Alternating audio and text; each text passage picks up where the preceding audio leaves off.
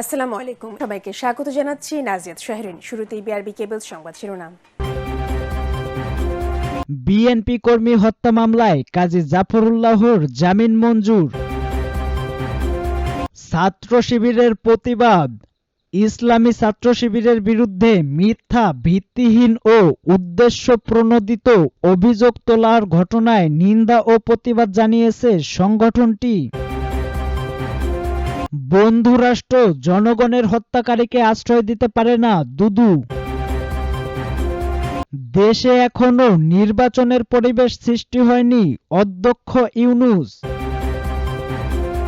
BNP কর্মী হত্যা মামলায় কাজী জাফরুল্লাহর জামিন মঞ্জুর। বিএনপির কর্মী মকবুল হোসাইনকে গুলি করে হত্যার অভিযোগে পল্টন মডেল থানায় করা মামলায় আওয়ামী লীগের সভাপতিমণ্ডলীর সদস্য কাজী জাফরুল্লাহর জামিন নামঞ্জুর করেছে ঢাকার একটি আদালত। মঙ্গলবার ঢাকা মহানগর দায়রা জজ মোহাম্মদ জাকির হোসাইন আদালতে শুনানি শেষে এ আদেশ দেন। এদিন কাজী জাফরুল্লাহর পক্ষে তার আইনজীবী জামিন চেয়ে শুনানি করেন। অন্যদিকে রাষ্ট্রপক্ষ জামিনের বিরোধিতা করেন। উভয় পক্ষের শুনানি শেষে আদালত জামিন নামঞ্জুর করেন। এর আগে গত ১৯ সেপ্টেম্বর কাজী জাফরুল্লাহকে গ্রেপ্তার করা হয়। এরপর থেকে তিনি কারাগারে রয়েছেন। মামলার অভিযোগে বলা হয়, ২০২২ সালের ১০ ডিসেম্বর এক দফা দাবি আদায়ের কর্মসূচি ঘোষণা করে বিএনপি। এর আগে ৭ ডিসেম্বর ডিবি পুলিশের হারুন আর রশিদ, মেহেদী হাসান ও বিপ্লব কুমার বিএনপির নয়াপল্টন কার্যালয়ে অভিযান চালায়, কার্যালয়ে ভাঙচুর চালায়, কার্যালয়ের পাশে থাকা হাজার হাজার নেতাকর্মীর উপর হামলা চালায়। এতে মকবুল হোসাইন নামে এক কর্মী গুলিবিদ্ধ হয়ে মারা যান। এ ঘটনায় গত ৩০ সেপ্টেম্বর মাহফুজুর রহমান বাদী হয়ে শেখ হাসিনা সহ ২৫৬ জনের বিরুদ্ধে মামলা করেন। ছাত্র শিবিরের প্রতিবাদ। ইসলামী ছাত্র শিবিরের বিরুদ্ধে মিথ্যা, ভিত্তিহীন ও উদ্দেশ্য প্রণোদিত অভিযোগ তোলার ঘটনায় নিন্দা ও প্রতিবাদ জানিয়েছে সংগঠনটি। মঙ্গলবার ছাত্র শিবিরের কেন্দ্রীয় সভাপতি জাহিদুল ইসলাম ও সেক্রেটারি জেনারেল নুরুল ইসলাম সাদ্দাম এক যৌথ বিবৃতিতে এই প্রতিবাদ জানান। নেতৃত্ববৃন্দরা বলেছেন, ছাত্র শিবির সবসময় নৈরাজ্যমুক্ত ক্যাম্পাস ও শিক্ষার সুষ্ঠু পরিবেশ নিশ্চিত করতে দৃঢ় প্রতিজ্ঞা এবং যে কোনো মূল্যে তা বজায় রাখতে অঙ্গীকারবদ্ধ। কিন্তু কিছু কুচক্রী মহল শিক্ষার সুষ্ঠু পরিবেশকে ব্যাহত করে রাজনৈতিক ফায়দা হাসিল করতে চায়। ছাত্র শিবিরের বরাবরের মতো সবসময় সংগঠনমূলক কর্মসূচির মাধ্যমে সাধারণ শিক্ষার্থীদের মন জয় করায় তা এক শ্রেণীর মানুষের কাছে অস্বস্তিকর প্রতীয়মান হচ্ছে। ছাত্র শিবির বরাবরের মতো সবসময় গঠনমূলক কর্মসূচির মাধ্যমে সাধারণ শিক্ষার্থীদের মন জয় করায় তা এক শ্রেণীর মানুষের কাছে প্রতীয়মান হচ্ছে। তারা ছাত্র শিবিরকে ঘায়েলের উদ্দেশ্যে নানা অপপ্রচারের আশ্রয় নিয়ে ছাত্র শিবিরের ইমেজ ক্ষুণ্ণ করার চেষ্টা চালাচ্ছে। নেতৃত্ববৃন্দ বলেন, আমরা অত্যন্ত বিস্ময়ের সঙ্গে লক্ষ্য করছি যে গত ৫ জানুয়ারি সিলেটে শাহজালাল বিজ্ঞান ও প্রযুক্তি বিশ্ববিদ্যালয়ের ছাত্রদলের এক কর্মী শেখ ফাক্কাবির বিশ্ববিদ্যালয়ে শাহপরান হলের ৪৩৬ নম্বর কক্ষে প্রবেশ করে নিজ বিভাগের কয়েকজনকে ছুরিকাঘাত করার চেষ্টা করে। পরে নিজের শরীরের কিছু অংশ আষ্টে ছবি তুলে বিশ্ববিদ্যালয়টির অভ্যন্তরীণ ফেসবুক গ্রুপ স্ট্যাটিয়ান্স ভয়েস এ শেখ ফাকাব্বির নামে তার একটি আইডি থেকে ছাত্র শিবিরের বিরুদ্ধে কুপিয়ে জখম এবং এলোপাথারি মারধর করার মিথ্যা অভিযোগ করে পোস্ট করে। এমনকি ওই রুমে থাকা এক শিক্ষার্থীর গলায় ছুরি ধরে শিবির শিবির বলে চিৎকার করতে থাকে। পরে প্রক্টর এবং প্রভোস্ট মহোদয় এসে তাকে একটি চাকুসহ হাতে নাতে ধরে ফেলে। জিজ্ঞাসাবাদ করার পর ছাত্র শিবিরকে ফাঁসানোর উদ্দেশ্যেই তার এই কর্মকাণ্ডের কথা স্বীকার করেন। আমরা জানতে পেরেছি শেখ ফাকাব্বির সমুদ্র বিজ্ঞান বিভাগের ২০২২-২৩ শিক্ষাবর্ষের শিক্ষার্থী এবং ছাত্রদলের সক্রিয় কর্মী। বন্ধুরাষ্ট্র জনগণের হত্যাকারীকে আশ্রয় দিতে পারে না, দুদু।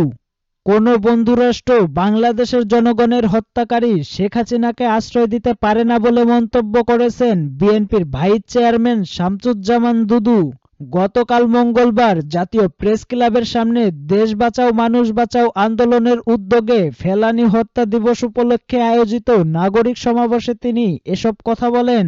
অন্তর্বর্তীকালীন সরকারের উদ্দেশ্যে দুদু বলেন, বাংলাদেশে যাতে ভালো নির্বাচন না হয়, রাজনৈতিক সরকার যাতে ক্ষমতায় না আসে, সেই চেষ্টাই ভারত চালিয়ে যাচ্ছে। ওই ফাঁদে আপনারা পা দেবেন না, ওই ফাঁদে পা দেওয়া যাবে না। হাসিনা ওই ফাঁদে পা দিয়েছিল বলে সে নির্বাচনের বাইরে চলে গিয়েছিল। ডক্টর মোহাম্মদ ইউনূস নির্বাচনের কথা যেটা বলেছেন এই বছরের শেষে এবং আগামী বছরের শুরুতে, সেটা আমরা সমর্থন জানাই। বাংলাদেশের যে সংকট তৈরি হয়েছে সেগুলো কাটিয়ে উঠতে আমাদেরকে নির্বাচনের দিকে হাঁটতে হবে। আমরা যদি এই সময়ের মধ্যে নির্বাচন করতে পারি তাহলে আমার প্রত্যাশা আমরা এই সব সংকট থেকে মুক্ত হব।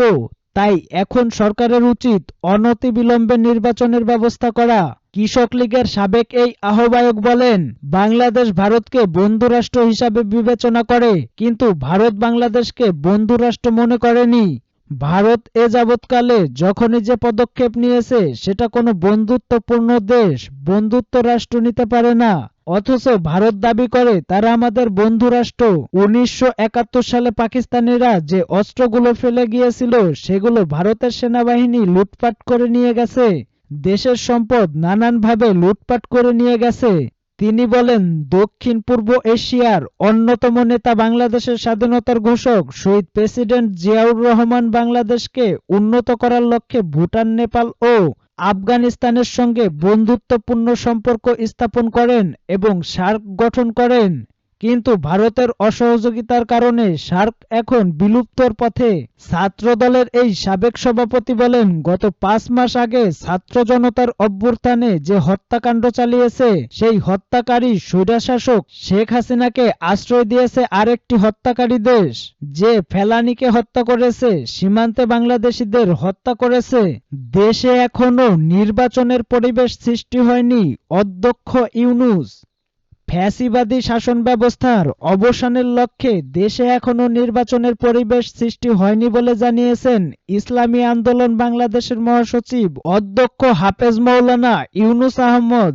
মঙ্গলবার বিকালে পুরান পল্টনস্থ দলীয় কার্যালয়ে ইসলামী আন্দোলন বাংলাদেশের কেন্দ্রীয় নির্বাহী কমিটির সাপ্তাহিক সভায় সভাপতির বক্তব্যে তিনি এসব কথা বলেন। এ সময় মাওলানা ইউনূস আহমদ বলেন, 7 জানুয়ারি বাংলাদেশের ইতিহাসের একটি কলঙ্কিত দিন ছিল। গত বছরের এই দিনে আওয়ামী ফ্যাসিবাদীরা রাষ্ট্রযন্ত্র ব্যবহার করে ভোটবিহীন প্রহসনের একটি ডামি নির্বাচন দেখিয়ে 5 বছরের জন্য ক্ষমতায় দখল করতে চেয়েছিল। এ সময় মাওলানা ইউনূস আহমদ বলেন, 7 জানুয়ারি বাংলাদেশের ইতিহাসে একটি কলঙ্কিত দিন। গত বছরের এই দিনে আওয়ামী ফ্যাসিবাদীরা রাষ্ট্রযন্ত্র ব্যবহার করে ভোটবিহীন প্রহসনের একটি ডামি নির্বাচন দেখিয়ে 5 বছরের জন্য রাষ্ট্র ক্ষমতা দখল করেছিল। গত বছরের এই দিনে তারা জনগণের ভোটাধিকার হাইজ্যাক করে মৌলিক ও মানবাধিকার কেড়ে নিয়েছিল। ইউনূস আহমদ আরো বলেন, জুলাই বিপ্লবের পরে দেশে আর কোনো কালো অধ্যায় তৈরি যাতে না হয় সেজন্য কার্যকর সংস্কার সম্পন্ন করতে হবে। জুলাই বিপ্লব পরবর্তী দেশের মানুষ দলীয় পরিচয়ে নয়, বরং সকল সরকারি ও বেসরকারি অফিস, আদালত, হসপিটালে নাগরিক হিসাবে ন্যায্য অধিকার নিয়ে বাঁচতে চায়।